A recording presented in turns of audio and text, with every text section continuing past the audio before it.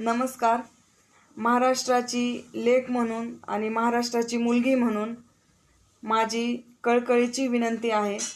आपल्या महाराष्ट्रामध्ये सध्या जे काही चालू आहे हे सर्वांना माहीतच आहे. कारण आपल्या महाराष्ट्रामध्ये जातीजातीचं जे राजकारण होत आहे, तसेच जातीजातीमध्ये जे भांडण चालू आहे, जातीजातीला जे बदनाम करणं चालू आहे एकमेकांना, हे थांबवणं खूप गरजेचं आहे.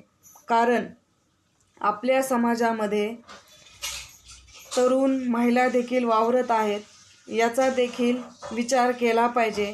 कारण त्यांच्याकडे जो पाहण्याचा दृष्टिकोन आहे तो वेगळा होत चाललेला आहे.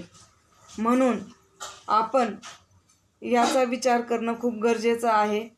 सर्वप्रथम आपण या भारताचे नागरिक आहोत हे आपण विसरलं नाही पाहिजे. आणि सर्वात आधी आपला हिंदू धर्म येतो आणि नंतर जात येते, हे आपण लक्षात घेतलं पाहिजे.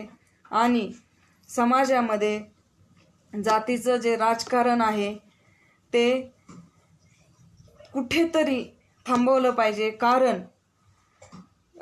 वंजारी, मराठा, ओबीसी यांच्याकडे जो पाहण्याचा जो दृष्टिकोन आहे एकमेकांकडे, तो कुठेतरी समाजामध्ये सर्वसामान्यांच्या लोकांमध्ये याचा गैरसमज निर्माण होत आहे आणि पाहण्याचा दृष्टिकोन वेगळा होत चाललेला आहे.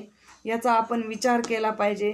आणि सर्वात आधी आपण तरुण महिलांचा देखील विचार करणं गरजेचं आहे. कारण आत्तापर्यंत जे लोक सर्वांशी प्रेमानं बोलायचे, प्रेमानं वागायचे, एका ताटात जेवायचे, सगळे मिळून मिसळून राहायचे, पण तुमच्या या जातीजातीच्या राजकारणामुळे आज समाजामध्ये एकमेकाबद्दल द्वेष निर्माण होत चाललेला आहे.